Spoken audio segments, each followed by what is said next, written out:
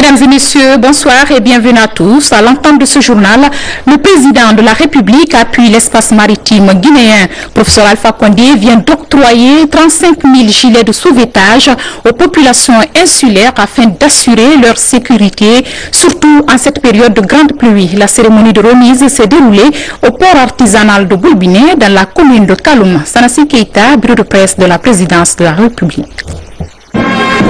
Au total, 35 000 gilets de sauvetage. Objectif, assurer la sécurité des personnes qui opèrent sur l'espace maritime guinéen. C'est un geste du président de la République, professeur Alpha Condé. L'événement mobilise plusieurs personnalités du pays et surtout les professionnels de la pêche.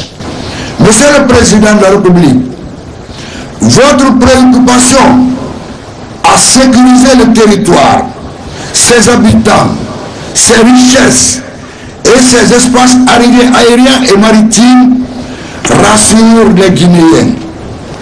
Désormais, la Guinée n'est plus ce Eldorado où les compagnies de tout genre viennent puiser les richesses dans l'impunité en installant tous les risques d'insécurité pour les citoyens. C'est pourquoi nous saluons et nous adhérons totalement à cette initiative qui permet d'associer les efforts de tous dans la sécurisation de notre espace maritime. En plus de ces 35 000 gilets de sauvetage qui seront distribués à travers le pays, le président de la République a également engagé les travaux d'aménagement du débarcadère de l'île de Kassa, sans oublier la construction très prochaine d'une gare maritime à Sandarvalia.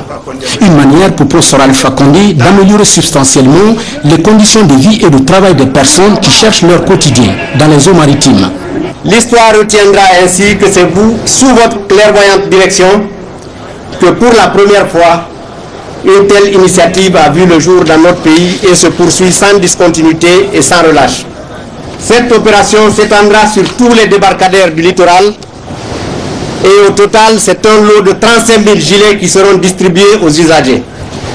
Un tel sacrifice qui coûte cher à notre budget en ces temps de crise financière auquel notre pays n'échappe pas, traduit on ne peut mieux votre souci de ne ménager aucun effort pour assurer à nos citoyens la sécurité qu'il leur faut. C'est votre priorité, elle sera traduite en actes. Pour le président, que les citoyens perdent leur vie du simple fait de la non-application de certaines règles élémentaires en matière de sécurité maritime. Il est du devoir de l'État de faciliter la mobilité des citoyens et de leurs biens dans les meilleures conditions de sécurité et de confort. Ce devoir s'impose davantage dans le transport maritime en raison des risques élevés de naufrage, surtout pendant la saison hivernale. Il a été fait allusion tout à l'heure au coût élevé des gilets de sauvetage sur le budget de la nation, ce qui est une évidence. Toutefois, la sécurité de la vie des citoyens n'a pas de prix. C'est pourquoi le gouvernement continuera à mobiliser les moyens pour que cette sécurité soit renforcée et ce, dans toute sa rigueur. Le 31 août 2012, un tragique naufrage est survenu au large des côtes du port artisanal de Boulbiné. Plusieurs personnes ont trouvé la mort dans cet accident. Depuis, le président de la République ne cesse de mobiliser les moyens matériels et financiers pour aider les personnes qui opèrent sur l'espace maritime. Récemment, professeur Alpha Condé a mis à la disposition des habitants des îles de Los un bateau moderne de transport de grande capacité pour leur permettre de se déplacer en toute sécurité. Toujours à propos des journées de sensibilisation sur la sécurité maritime, le secteur fait face à des défis à relever pour améliorer davantage la mobilité des populations insulaires. Des défis liés par exemple au curage de l'espace maritime pour extraire les épaves de bateaux, mais aussi au respect des codes de sécurité de l'Organisation maritime internationale. Kamara Fodé, explication. Pour assurer la sécurité maritime et mettre les populations insulaires à l'abri des accidents récurrents, deux jalons sont posés. D'abord, en cas de noyade, une petite embarcation de recherche, assistance et sauvetage est mise à la disposition des populations. Mais aussi un bateau de grande capacité qui a du mal à sillonner toutes les îles de ce corridor maritime très fréquent. Pour la traversée, mais pour le moment, le bateau n'assure la traversée que vers l'île Kassa, alors que l'île Fotoba et l'île Roum sont isolés. Pour la simple raison que le parcours changé d'épave de vie au navire et aussi par manque de préparation des débarcadères. Donc, quand ces épaves-là seront, nous demanderons au gouvernement de nous aider à extraire ces épaves-là pour que vraiment la circulation soit libre. Mais sinon, pour le moment, le bateau sert seulement la population de Kassa. Autre effort, empêcher les compagnies de tout genre de puiser les ressources halieutiques en toute impunité. À ce niveau, avec la relance de la collaboration avec les gardes-côtes américains, la Guinée est devenue une bonne élève dans le respect du code ISPS de sécurité maritime. Un code très à la mode au niveau du monde portuaire depuis l'attaque des 2 tours jumelles du World Trade Center le 11 septembre 2001. Beaucoup de dispositions sont prises. Il y a des recommandations des gardes-côtes américaines qui viennent de quitter la Guinée et nous nous attellerons à ce travail pour que la sécurité soit en première ligne à la République de Guinée. Pour intervenir en cas de noyade et sauver des vies, un numéro vert, le 621 26 16, est déjà disponible. Autre mesure de prévention, des gilets de sauvetage qui, lors de la traversée, doivent rentrer dans les mœurs vestimentaires des populations insulaires, au niveau des 115 débarcadères recensés sur le littoral. La nouvelle est tombée hier. La Guinée est conforme aux normes de l'ITIE, Initiative pour la transparence dans les industries extractives. C'est le fruit d'un long processus de longue durée. Depuis 2005, la Guinée cherche à avoir cette validation. À travers donc cette conformité, c'est la transparence qui est renforcée dans tous les secteurs miniers pour qu'enfin les Guinéens puissent profiter pleinement des ressources minières. Reportage signé Mohamed Alpha Baldi. C'est la toute première réunion du comité de pilotage de l'ITIE Guinée après la conformité du pays aux normes de l'ITIE internationale.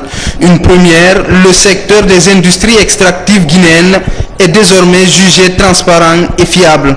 La victoire vient de loin. Depuis 2005, la Guinée tente d'obtenir sa validation.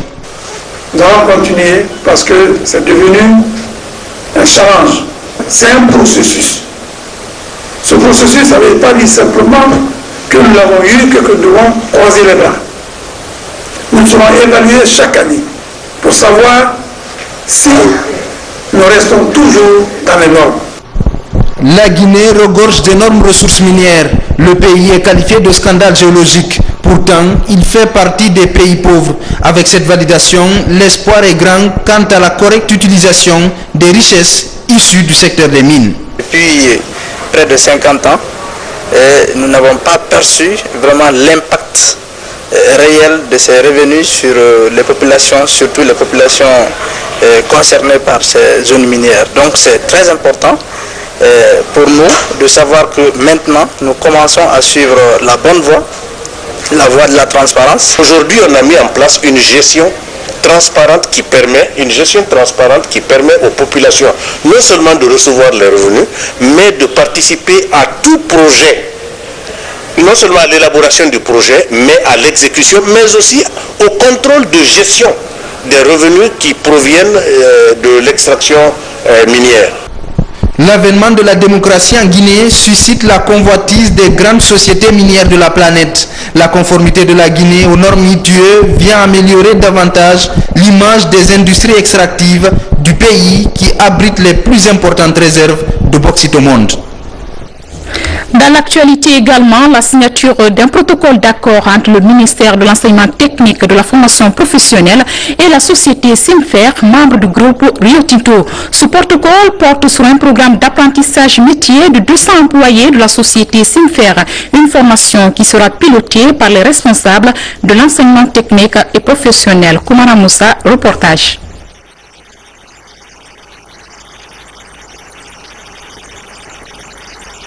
Professionnel et du travail et la société Simfer SA, membre du groupe Rio Tinto, porte sur un programme d'apprentissage métier. Elle permettra aux employés non qualifiés de la société d'acquérir de nouvelles compétences dans les métiers qui seront nécessaires pendant les phases de construction et d'exploitation du projet. Simon. Ce processus ou ce mémorandum de compréhension avec le gouvernement, c'est pour pouvoir développer nos cadres à l'interne et aussi donner la latitude à nos cadres de pouvoir progresser, pas seulement dans leur domaine, mais de dévier aller dans d'autres secteurs techniques qui peuvent apprendre aussi. C'est aussi la preuve que les entreprises en Guinée prennent conscience de l'absolue nécessité de s'intéresser à la formation dans le cadre de leur développement, de leur investissement. Et Rio Tinto apporte un exemple concret. C'est vrai que nous avions déjà une convention avec eux depuis le 22 avril 2012 et que nous sommes en train de construire un centre de formation professionnelle, mais ils vont au-delà de ça et ils s'appuient sur le dispositif qui existe pour le renforcer. 200 employés de Simfer SA sont concernés par cette formation qui débute ce mois de juillet pour une durée de 6 mois.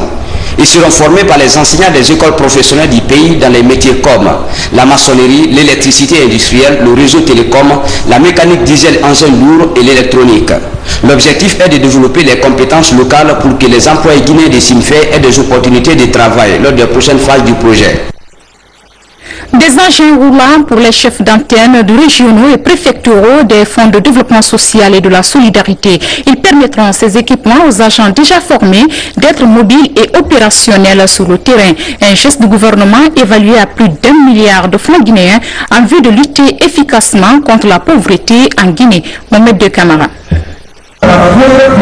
Ce sont au total 41 motos et 3 pick-up tout-terrain destinés aux chefs d'antenne régionaux, préfectoraux et la Direction générale des fonds de développement social et de la solidarité. Ces engins roulants vont renforcer les capacités opérationnelles des agents en vue de lutter contre la pauvreté en Guinée. Il y a un sentiment de satisfaction parce que c'est notre bébé, le fonds de développement social et de la solidarité.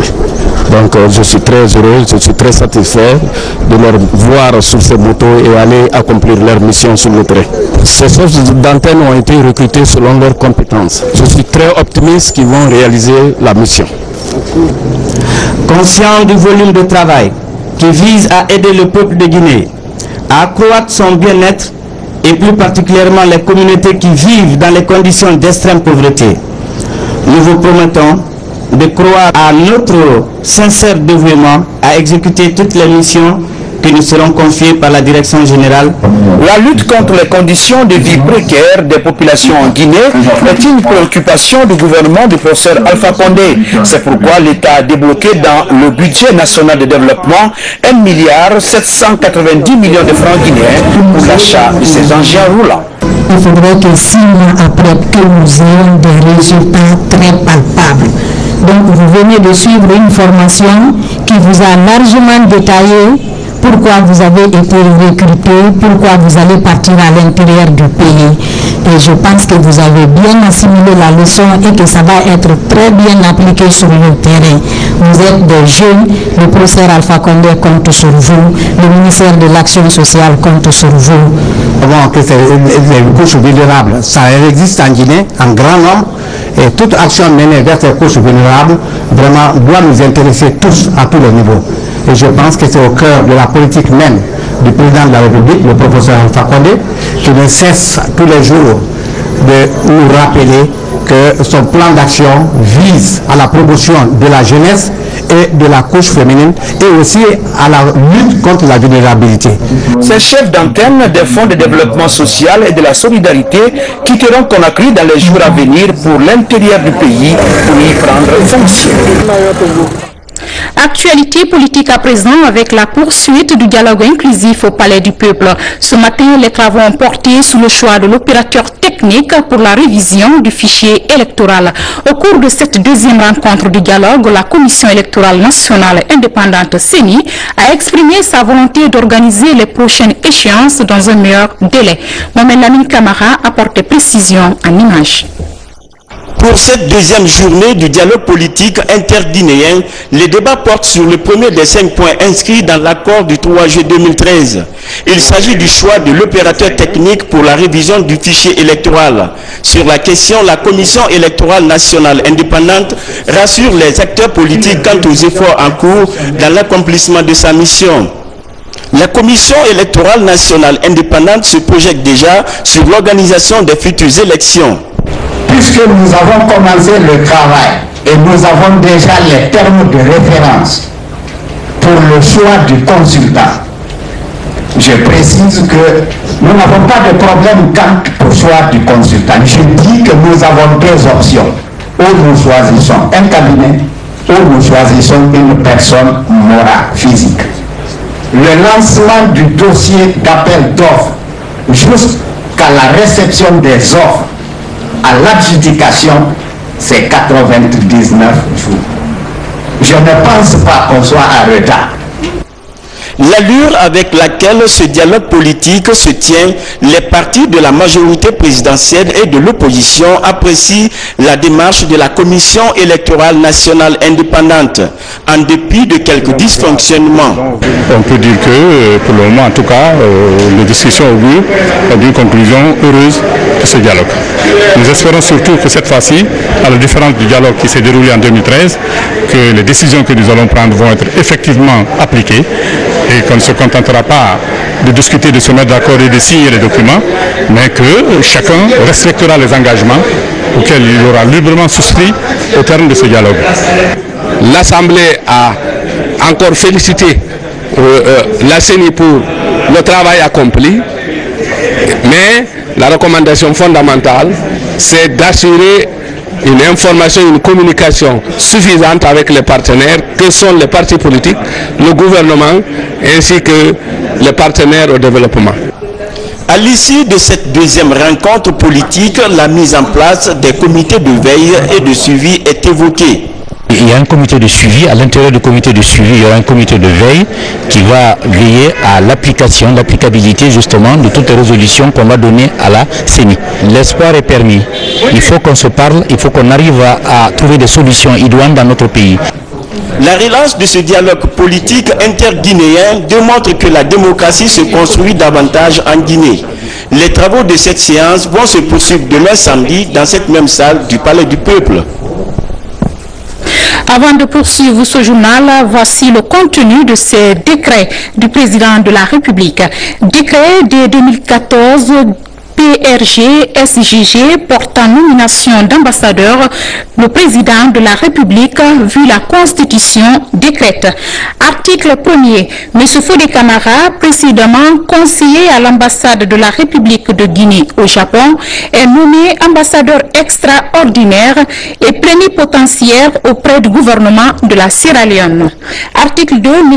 Touré Gaussou, précédemment secrétaire général du ministère des Affaires étrangères et des Guinéens de l'étranger, est nommé ambassadeur extraordinaire et plénipotentiaire auprès du gouvernement de la République fédérale du Nigeria.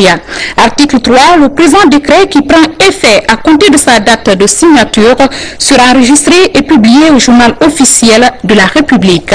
Conakry, 4 juillet 2014, professeur Alpha Condé. Décret 2014-152 PRG-SGG portant clôture de la première session de l'Assemblée nationale, dite session des lois. Le président de la République, vu la Constitution, notamment en son article 69, décrète. Article 1er. La clôture de la première session de l'Assemblée nationale, dite session des lois, aura lieu le lundi 7 juillet 2014. Article 2. Le présent décret qui prend effet à compter de la date de sa signature sera enregistré, publié au journal officiel de la République. Conakry, 4 juillet 2014, professeur Alpha Condé. Et ce communiqué du bureau de l'Assemblée nationale qui informe que la cérémonie officielle de clôture de la première session ordinaire de l'année 2014 aura lieu le lundi 7 juillet 2014 à 14h.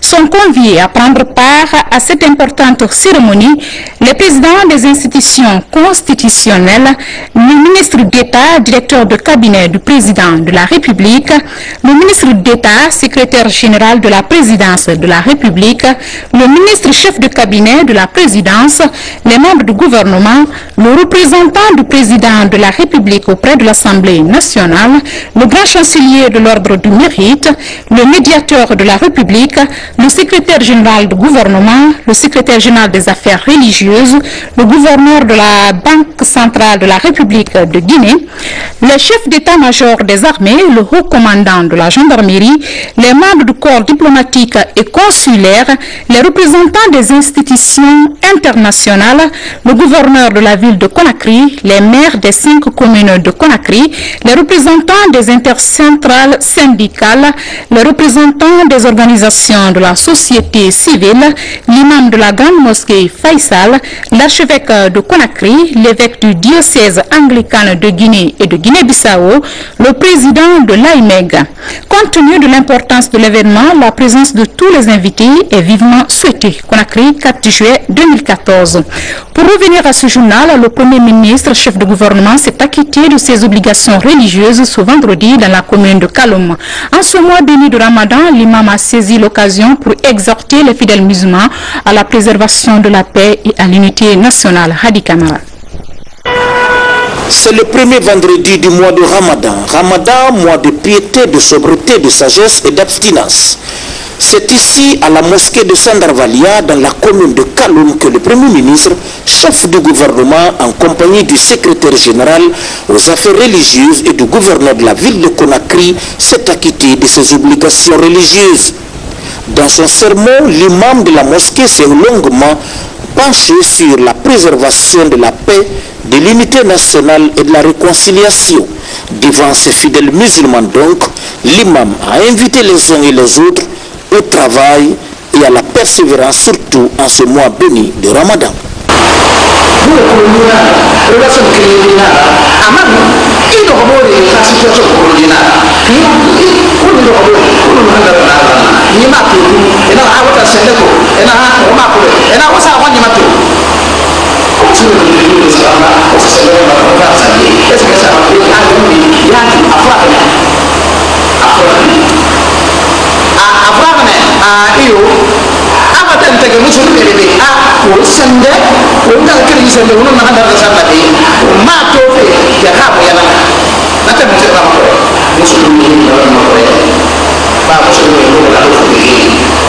La lecture du Khatimul Quran par le secrétaire général aux affaires religieuses, Elhaj Abdoulaye Diassi, a été faite pour la réussite du programme du professeur Alpha Condé et la prospérité de la Guinée.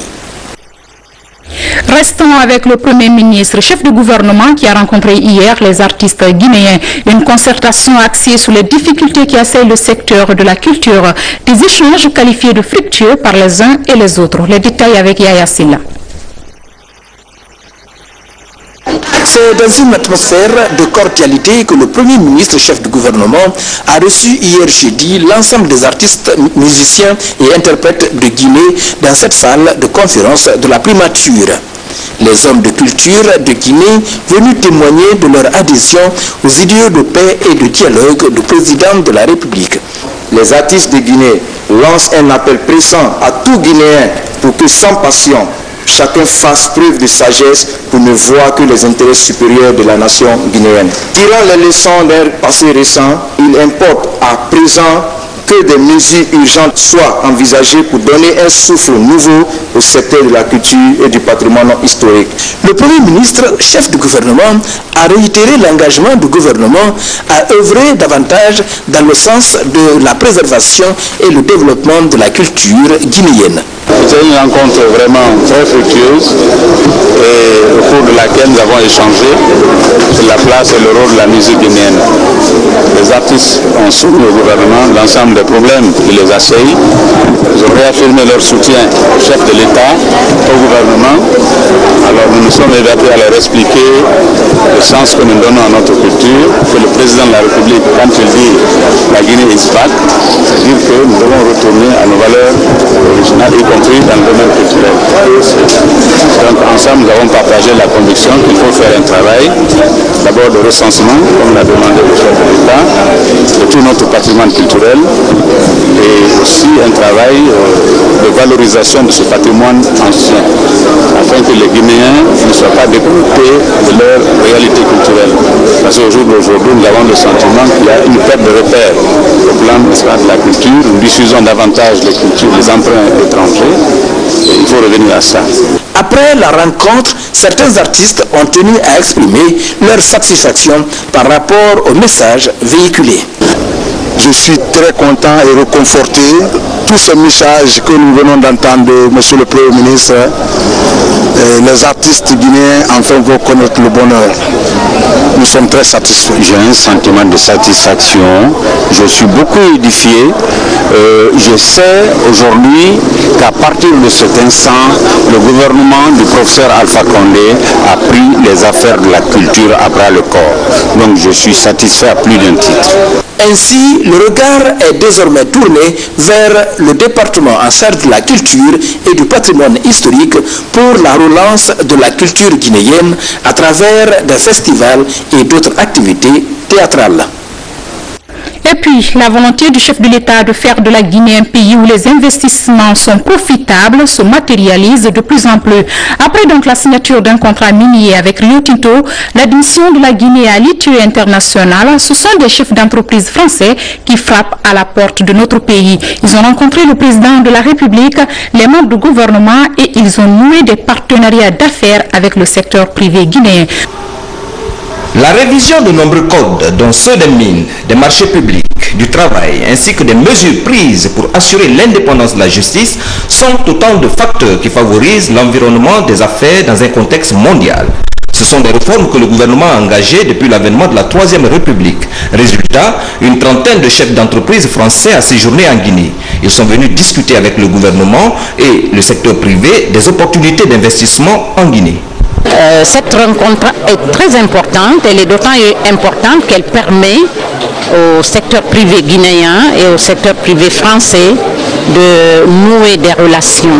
Ensuite, cette rencontre a permis au secteur privé français d'être sur le terrain et de se rendre compte des changements depuis la dernière fois qu'ils étaient là. La vision du président de la République, son Excellence professeur Alpha Condé, nous donne une clarté dans le chemin qui est souhaité par l'État, notamment dans l'amélioration des infrastructures, qu'il s'agisse des routes, de l'eau, de l'électricité, avec les développements dans le secteur minier également, avec de nombreux secteurs qui sont en grand chantier. Tout ne se fera pas en un jour, mais je crois qu'il y a une large place en Guinée pour entreprendre. Les investisseurs français arrivent à un moment où le gouvernement a entrepris un dialogue avec le secteur privé visant la promotion des investissements en Guinée. Depuis l'avènement à la magistrature suprême du président de la République, le professeur Alpha Condé, notre pays enrichit chaque jour davantage l'arrivée de nouveaux investisseurs dans tous les domaines de l'économie, notamment les banques, les hôtels, les industries, l'immobilier et les mines. Les opérateurs économiques mesurent l'importance de cette rencontre avec le MEDEF. J'ai eu à discuter avec une banque la possibilité de m'accompagner dans le financement de mes projets agroalimentaires. Moi, en ce qui me concerne, j'ai rencontré des chefs d'entreprise français qui évoluent dans le même secteur d'activité que moi. Nos discussions avancent et il y a de fortes chances qu'elles aboutissent à des partenariats. À travers l'agence de promotion des investissements privés, le gouvernement guinéen a facilité les démarches administratives pour l'implantation d'une entreprise. Dans le secteur publicitaire, l'heure est à la concertation avec les opérateurs de téléphonie mobile de Guinée. Il s'agit de trouver des modalités sur la gestion des options tarifaires applicables aux différents services de marketing des sociétés de téléphonie. Ainsi, avec cette politique, l'Office guinéen de publicité OGP entend mettre fin à l'évasion fiscale enregistrée dans le domaine de la publicité. 4 opérateurs de téléphonie mobile ont pris part à cette réunion de concertation avec l'OGP. Au menu de la rencontre, la gestion équitable de leur espace publicitaire que gère l'OGP, une manière de freiner les pertes financières que subit l'État chaque année selon les études menées par l'OGP. Les téléphonies mobiles qui existent en Guinée, qui évoluent dans notre pays, font de la publicité à travers leur portail téléphonique et à travers différentes applications. Et donc nous avons estimé que de 1997 à date, cela constitue une perte colossale pour l'État, une déperdition financière considérable et que donc il fallait se rencontrer, discuter, échanger pour créer un cadre de concertation, d'échange, pour permettre donc aux deux entités, aux deux parties, notamment l'État représenté par l'OGP et les téléphonies, pour que chacun, dans un partenariat gagnant-gagnant, trouve son compte. À ce jour, le nombre d'abonnés actifs répartis entre les 4 opérateurs de téléphonie est de 8 millions de personnes. Avec ce nombre, ces opérateurs de téléphonie mènent beaucoup de campagnes de marketing que l'OGP ne maîtrise pas, d'où la nécessité d'engager des procédures de rectification. Cette réalité, c'est le vide juridique, en réalité, qui existait, qui permettait aux opérateurs de procéder dans le cadre d'une certaine inobservation des règles, parce que ces règles-là n'existaient pas. Créé en 1986, l'Office guinéen de publicité entend à travers cette réunion mettre en place un cadre de concertation pour définir clairement ses prérogatives. Direction Beila maintenant avec la visite d'une délégation conduite par le ministre délégué au budget. Objectif, véhiculer le message de paix et d'unité nationale entre les fils du terroir, mais aussi remercier le peuple congolais pour son implication dans la victoire du RPG Arc-en-Ciel lors des dernières élections législatives. Mohamed Kourma sur les pas de la délégation. Toutes ces étapes, pas de moindre, n'ont eu raison de cette délégation du ministre délégué au budget, composé que des fils du Konya, et pour cause, porter le message de remerciement à ces populations pour leur implication à la réussite du RPG aux élections législatives et les inviter par la même occasion à favoriser l'union des fils du territoire tout en préservant la paix à leur sein. Je souhaite que toutes les villes que nous avons traversées, il y a eu un seul et unique message, c'est la paix, c'est le soutien au professeur Alpha Condé, et je souhaite que ce message soit entendu par tout le peuple du Congo. Vraiment, là où on est passé, le message qu'on a donné, le Congo. Il nous a promis encore que vraiment ce qu'ils ont fait en première position, 2015, ça ce n'est plus que ça. L'occasion était opportune pour les fils du Konya de saluer le président de la République et les députés de l'Assemblée nationale suite à la signature et à la ratification du projet d'exploitation du Mont Simandou. Ils ont aussi fait savoir à la délégation leurs difficultés. C'est le message du président de la République, le message de paix, de l'entente et de la cohésion. Car sans paix, sans entente, sans cohésion, aucun développement n'est possible. Et s'il y a les jalons du développement, on risque de les détruire à cause de la mésentente. Pour un rien, on est capable de tout détruire. La remise d'un écran géant à la jeunesse de Beila par la directrice des campagnes du RPG au nom du président de la République, suivi des prières et bénédictions, ont été le clou final de cette tournée du ministre dans le Konya. Enfin et en bref, le mois de la forêt guinéenne a été lancé ce matin à Boké. 2 sites de 10 hectares sont retenus pour des actions de reboisement. Pour enrayer la menace de l'avancée du désert, le ministère de l'Environnement prévoit la mise en place d'une ceinture verte dans 8 préfectures du pays. D'ici la fin de ce mois, 340 hectares seront également reboisés. Notre reporter Alia Kamara reviendra sur cet élément dans nos prochaines éditions d'information. Mesdames et messieurs, ainsi va l'actualité nationale en ce premier vendredi du mois de Ramadan. Grand merci à vous de l'avoir suivi. Je vous retrouve demain dans la même édition, Inch'Allah.